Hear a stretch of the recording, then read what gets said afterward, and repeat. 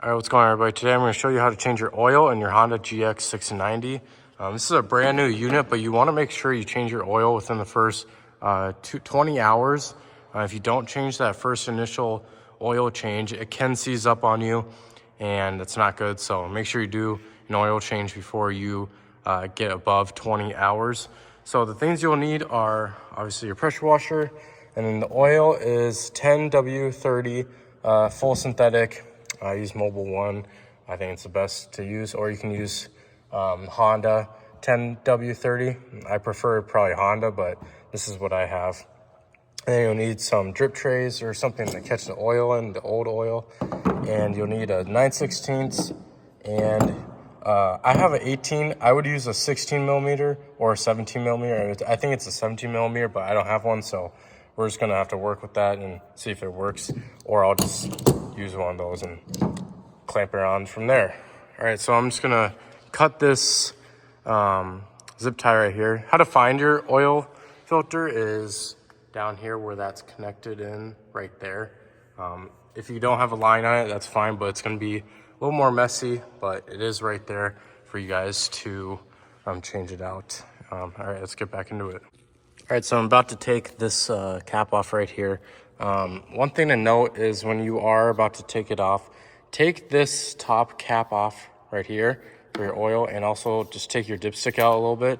This will help the flow of it to get every single drop of it out, because if that's closed, it can't really get the flow that it needs to. So I'm gonna take this off and then show you guys what kind of oil comes out of it. I only got 17 hours on it, so I'm kind of curious to see what comes out of this. All right, just took it off. You can see that's coming out pretty good, and it is pretty much black. So that is kind of surprising. I thought it would be a little more light than that, but once every single bit of drop comes out of this, then you can close everything back up and put your oil back in.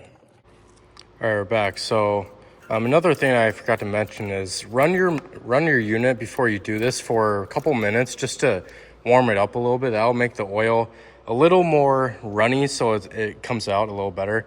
But now I just closed that back off. And then what you want to do is take out your dipstick and wipe that off, just to make sure there's nothing on it, to see if there's no more oil in there. And then how much oil you'll need is you'll need basically 56 ounces. So what you'll do is basically a full quart, and the other one should only go up to this 8-ounce mark right there. So get a funnel and wrap a towel around this. It'll make your life a little easier if it spills out right here. And slowly pour it in. Don't just dump it all in. This takes a while to kind of go down in the unit, and so every like 5 seconds pour a little more. So I'm gonna pour one of these in and get back to you in a second. Once you fill that up, the last thing you're gonna wanna check is take your dipstick, wipe it off quick, throw it in there, make sure it goes down pretty much all the way, or actually all the way. Take it back out, and then if you can see, it should be, you can kind of see it, it should be right at that second dot right there. See how that second dot is filled up? So it should be right at that. If it's a little below that, that's totally fine.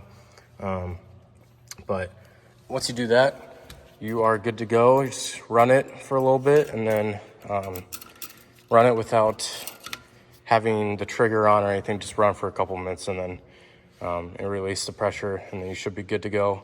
Other than that, that's pretty much it. So that's for your first, once you get the unit, that's your kind of initial oil change. And then every 100 hours, you'll want to change that oil. And then a couple other things is you're gonna want to change your pump oil too. I gotta do that soon. Pretty much the same thing. You're gonna want to take out that bolt right there and fill it up with, I forgot how much oil, but I'll put that down in the description. So make sure you're doing that. You probably don't have to do that until the first 100 hours as well. So the first initial oil change is just this one right here. And then after that, you're gonna want to be changing out that blue filter right there. So other than that, those are the kind of 3 maintenance things that you got to do. Make sure you change out your oil or your air filter too after 100 hours. So those 4 things you're gonna wanna do after your 100 hours on your brand new unit. But that's it for this video, and see you guys later.